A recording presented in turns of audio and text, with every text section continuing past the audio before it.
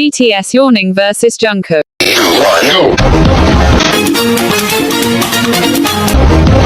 Aduh, aduh, aduh.